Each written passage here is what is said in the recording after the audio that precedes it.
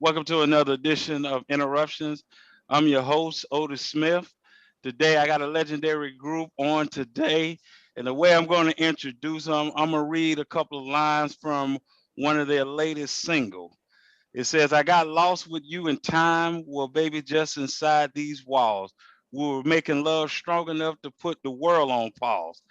And it's all your fault, but I promise soon as I finish, soon as we finish, things will go back to normal tomorrow. Everybody been waiting for a morning to come, but now I got you by my side. I realize that we're just too far from being done. Baby, I'm just saying I want this moment to last, but there's But there's only only 24 24. hours in a day. I'm just too selfish, but I can't help it. I talk to the sun, I talk to the moon, I talk to the stars. Go ask God if tomorrow can wait. Man, I love that line, man. I'm talking no other than the legendary group After Seven. How you fellas Yeah, doing? Bless, Great. bless. Yeah, fantastic. I was listening to that song, man, and and as you guys were singing, I said, let me go pull up the lyrics. Yes. I had to go pull the lyrics up, man. That was. Hey, man, that's classic R&B. That's how I'm gonna say it. That's classic R&B, man. I appreciate you guys. I'm sure he'll be back on in just a second. Yeah. We'll probably hit the camera. My first question for you guys is tell me about the new project and how it's different from previous work that you guys have done. Um, well, I'd have to say that the project is hard to see the difference. I think most of all, we still sing about uh, the basic values of relationships, love, the ups and downs that centers around love and relationships. So we pretty much stay home there. But musically, I think Damon Thomas crossed some bridges perhaps that we hadn't been to before, and his music sense is phenomenal, and his musical training as a piano player is just second to none. And so he hears so many things, and he's not afraid to connect chords that don't typically get connected because some basic rule in music says, well, you ain't supposed to do that with this, that. But Damon challenges all that. And so he had a point to prove. Him and Kevin had sat and spoke about this project. And in doing so, I think we came up with the basics are still there from what After Seven, because Right. we've managed to maintain the sound and the integrity of a vocal exchange between, in this case, Danny and Kevin, and a great addition is Danny to that formula, because a lot of people probably question in their minds as to whether or not could it still be the same After Seven without Melvin. Right. And rest in peace, Melvin. We miss him greatly. And then his son came and sang with us for several years, and so there were questions as to whether or not we could reenact that formula and that Right. chemistry. And I'm here to tell you that Danny brought it to the table, and it's given us the consistency to move forward with a little bit of a difference in sound, but primarily the same sound and same kind of results. Love songs. It hit that hard. The question was, Kiva, it was I was asking about the new project and how it was different from previous work. Right, right. No, I think Keith kind of hit the nail Sure. on the head. Yeah, we got the benefit of just fresh, new, young writers, good energy. We were intentional about this record in a way that we weren't before, because um, we knew we had to go a slightly different direction in order to to get different results. You can keep doing the same thing over and over again. You'll wind up in the same place each time. So Right. we want to land a different place this time around. I think so far we've been effective in doing that. You know. You guys have. You guys have. What is it about music that keeps you guys recording? Oh shoot, melodies, the message, you Yeah. know, um, the live performance aspect of it all too is always fulfilling. It's rewarding. But you know, that's for me. Janet, Keith, speak on it, Yeah, my brothers. it's chords. It's the musicality Okay. of music. I mean, music. Before there was people singing, Mm-hmm. there was Beethoven and Bach, and Right. symphony, and it's the Oh, music, and that music inspires you. And Yeah. so we haven't grown tired of all forms of music. We like country, we like rock, we like pop, we like soul, funk, hip hop. I mean, it's the music that makes you stay in love with it. I think that we just been blessed that we could maintain a physicalness about ourselves, that we're able to take advantage of the fact that we still have good health, taking care of ourselves, and the expressions that we had when we were 20 something. We don't have it totally the same, but the basic character or the gift that God gave us is still with us. And so you just it's not an end to it until you really can't do it no more. That's kind of where I think we are. Mm-hmm. Yeah, and to add to what Keith is saying, to add to what Keith is saying, it's the more I think about it, man, it's something like a calling. Gotcha. You can't run away from it. It's a part of you. It's a part of who you are, by divine intervention.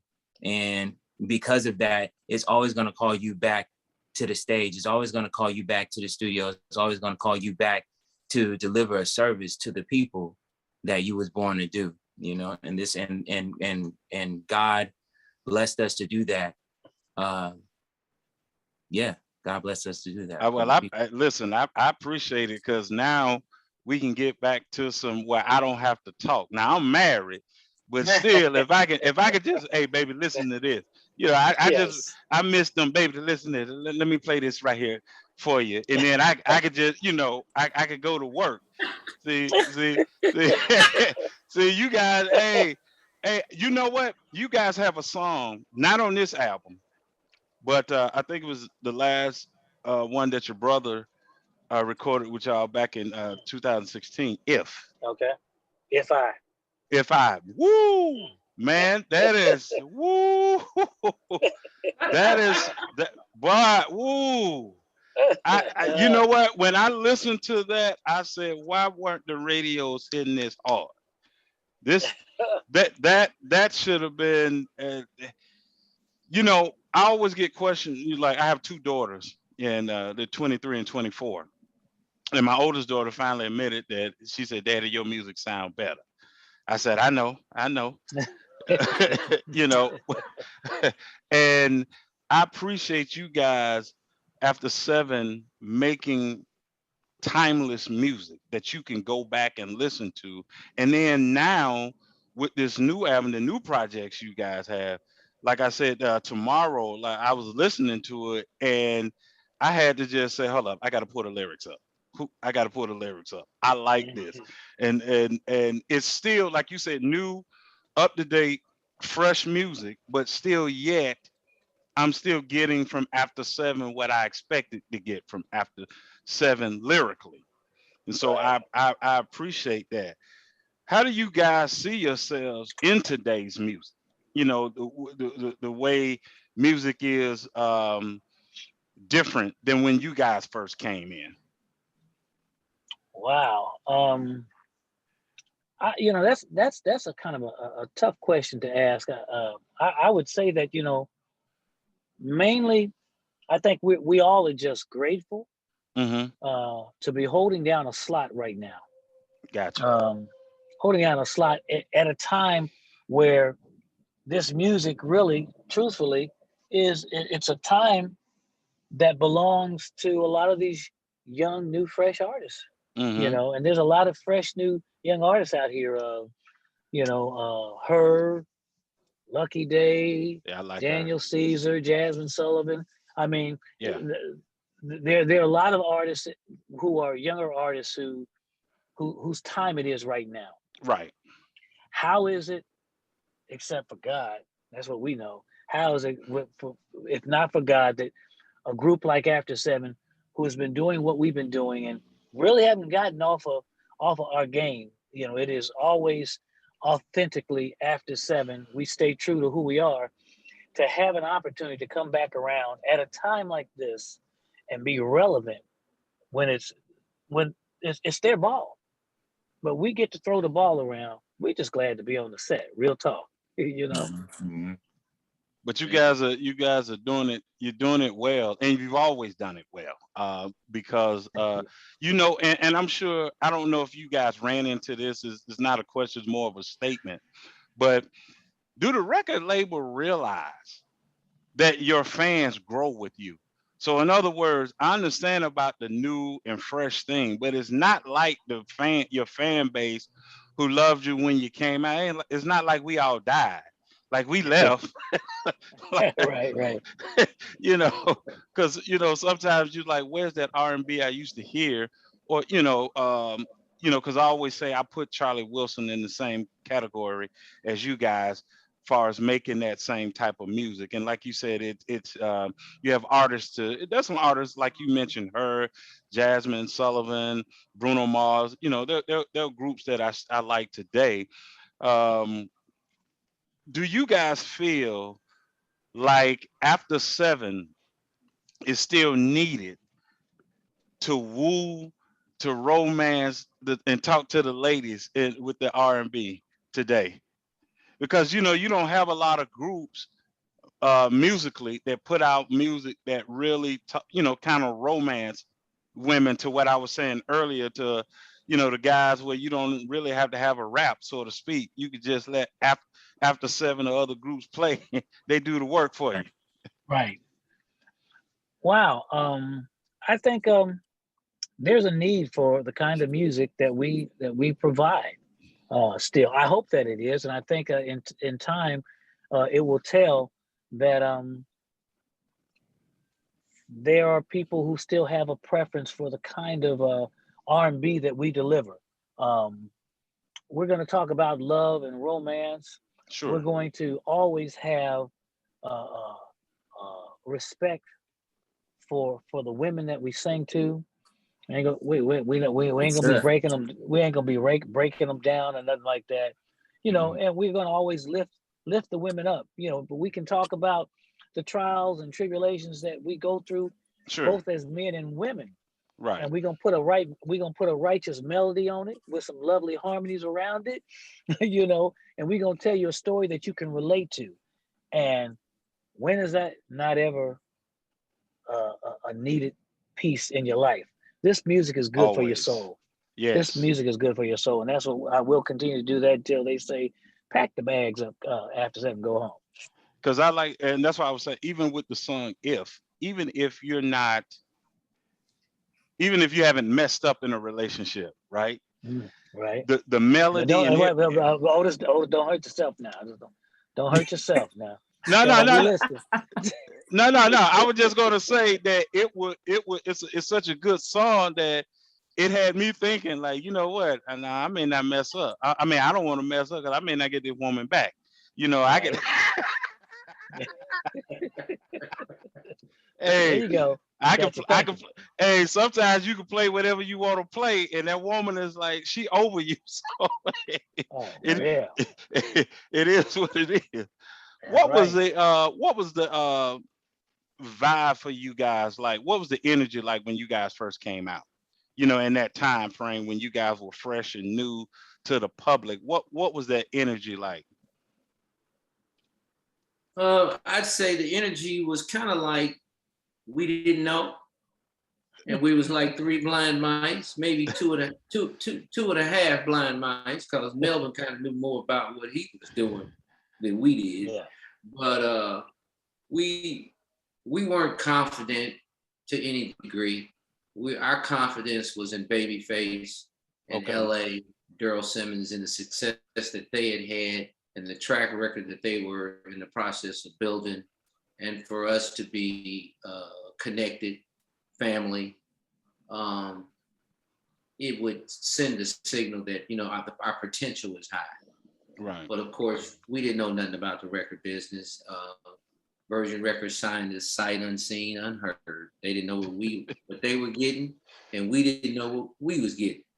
But all we knew was that Babyface, LA, Daryl Simmons was phenomenal songwriters and producers, and they were going to usher us into the business. So from that point, the vibe was like, man, this would be amazing if, and then, after we got the call and finally came to LA, we sat for several months before we even got in the studio. And at that point, we were just working on ourselves physically, just getting ready for something that we don't know gonna happen. And finally, they got us in the studio. And, 4 or 5 months later, in the heat of the moment, was on radio. You know what I'm saying? Y'all was rocking. We took off. So even then, once we blasted off, everything was still unsure because we didn't know. Even though we were rather mature as individuals, Right. age-wise, and what we had done before we got to that level entry into the game, we didn't know. So there was no thinking about being huge and none of that. We was grounded. And that's the difference. People, if we came into the business, we were 18, 19, 20, it would have been different. But we were so young. I mean, we were so old, and we had lived some of the 9-to-5 lifestyle. And Right. so it was a business opportunity as well as the creative opportunity to sing. So we were, our feet and our heads was on the ground. D-Mac, how was it when you joined these guys, and knowing their history as far as the type of music that they had put out previously, and you coming into the fold with the group? How was that for you? I mean, shoot, it was cool. I'll tell you, they've always been a musical influence in my life. So I got a phone call from Kevon out of nowhere, and it was an unknown number, but I don't pick up numbers, unknown numbers. No, right. You know what I'm saying? But this time around, God was like, pick up, and so I picked up, and he was like, "How you doing, son? It's Kevon Evans." Oh, he hit you like that. Yeah. He hit you with the I didn't do it right, huh? I didn't do it right, Kevon. I don't recall. I'm sorry. You don't remember that? You don't remember that conversation? I don't recollect it like that.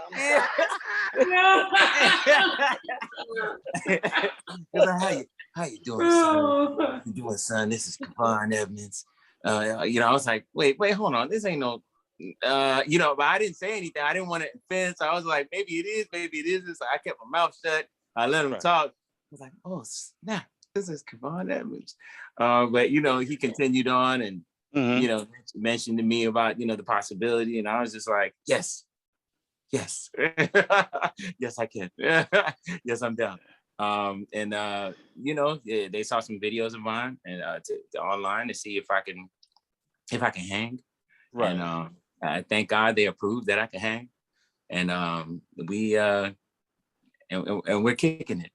He didn't.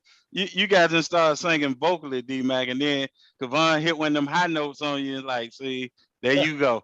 There you go. right. There you go. I mean, but no, like you know what though? Kevon's voice is very distinct. Like, again, I've been listening to them for a long time. Sure. So it took me, let's say 5 minutes into the conversation, his tone, his dialect, things of that nature. I was like, oh snap, this is really him. Like, ain't nobody gonna play around about something like that. And then not to mention, he mentioned he mentioned Daryl Simmons, you know, a good friend of his, singer. He is a singer. Right. He ain't gonna tell you, Yeah. but he is a singer. He's a songwriter, legendary songwriter. Babyface's right hand man. He's the one that referred me to Kevon. So I'm yeah. I enjoy everything that you guys do. You guys are, of course, a treasure in the music community, man. You guys are a gift. My last question is, I've never seen you guys live, man. When you coming to Atlanta, man, so I can see you guys, man. I've never seen you guys live. Well, it won't be too long. Hopefully, if everything stays intact, you know, and it doesn't get too much crazier than it already is right now. We know that we can't control any of these things that are happening. But if it doesn't get too far out of hand, we could very well be on the books to do some appearances down there in Atlanta before the year's out. So if that happens, Otis, you got no excuse. How about Okay. that? Okay. You need to be on the set. I'm gonna make sure. I'm gonna make sure I'm in the house now. Now I need to get to y'all so I can meet y'all. So I can meet y'all face to face now. Absolutely. We'll make that happen. You make that happen. Make that happen. I appreciate Yes, it, sir. man. Thank you for blessing me with your presence. You guys stay safe and stay blessed always. God bless you, Otis. Thank you. Good. Well. Appreciate you. Peace.